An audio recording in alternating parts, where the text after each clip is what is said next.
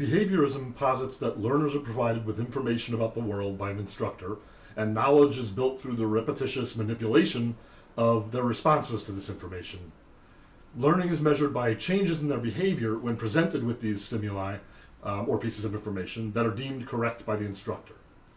Utilizing methods that can be very similar to Skinner's teaching machine, correct responses are rewarded, incorrect responses are met with a negative response, and students are conditioned to provide correct answers. Modern learning strategies based in behaviorism include programmed instruction and personalized systems of instruction. MyMathLab, for example, is a commonly used online-based delivery system of mathematical knowledge. In the simplest cases, students are presented with a math problem for which they enter an answer. An incorrect answer is met with a red X, and the student is given another opportunity to enter the correct answer. A correct answer is met with a compliment, a green fantastic or good job. And the student is given a point and allowed to continue on to the next problem. The teacher plays an important role as the provider of knowledge, determining what behavior and/or knowledge is correct, and the student, while involved in the process, plays a more passive role, accepting modifications to his or her behavior and accepting correct answers as determined by the teacher. A study done at Florida Atlantic University on this type of computer-delivered math knowledge system would seem to support the behaviorist approach. Students were required to complete a series of online modules in their math classes on their own, in addition to the standard classroom lectures and homework. In order to proceed and gain all available credit, they had to enter a certain percentage of correct answers in each module.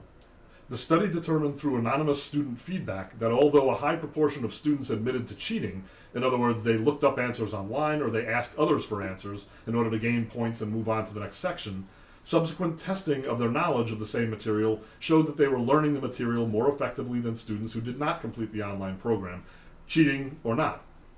It seemed that they were learning simply by finding a way to enter the correct answers, even if their method did not involve working out the problems themselves. From the behaviorist perspective, a change in students' behavior, in this case providing correct answers to the questions, is deemed to be a sufficient measure of their learning. Cognitivism differs from behaviorism in its approach to learning. Cognitivism takes the view that the learning of knowledge involves a more complex process than simply modifying behavior in order to train students to provide correct answers, that we must take the human brain and its information processing structure into consideration. Instead of simply being conditioned to give correct responses, as with Skinner's teaching machine, we learn by processing many different pieces of information in our minds, thereby creating a mapping between the real outside world and the representation of this world in our minds. This process involves the organization and reorganization of gained knowledge as we take in more and more information, resulting in an increasingly sophisticated understanding of the world. Organizing new information into mentally digestible pieces is important.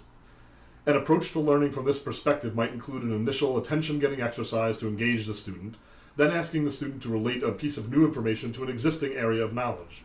Some applications in educational technology based on the cognitivistic perspective are graphing applications that present math concepts or collections of data visually, and the use of digital multimedia to present information regarding the world in a virtual environment that facilitates the mental processing of such material. The teacher still teaches, providing the path towards knowledge of the world to the student. However, the teacher presents the material in such a way that is best processed by the student. The student's role is more active in the cognitivistic perspective than that of the student in the behavioristic perspective. They must be engaged with what they're learning and actively participate in the process. The cognitivistic perspective of learning requires that for knowledge to occur, there must be a demonstrable understanding of concepts as a whole, rather than simply the ability to provide correct answers to individual questions, as it is seen from the behavioristic perspective. Cognitive constructivism is similar to cognitivism in many ways. There is the shared belief that learning occurs through a complex process that takes place in the human mind, and that the student's conscious involvement in the learning process is essential. Something that separates cognitive constructionism from constructivism is that rather than emphasizing a mapping of the real world onto the mind, it's the relationship between the world and the mind's perception of the world that defines knowledge. Instead of building new knowledge upon existing knowledge, new ideas are created by the student through the discovery process. Cognitive constructivism holds that students learn through their own experience with the world, and that a self-determined discovery process is important for learning. Teachers, from this perspective, are seen more as facilitators and guides to the process of gaining knowledge rather than providers of knowledge. Approaches to learning from the cognitive constructivist perspective include problem-based learning and experiential learning in relative and realistic environments. Examples of technology that may be used to support learning are virtual reality or digital audiovisual materials that directly connect students' learning experience with a real-life environment. The measure of learning involves an evaluation of students' reorganization of mental structures as they absorb new experiences. Social constructivism differs from cognitive constructivism primarily in its epistemology.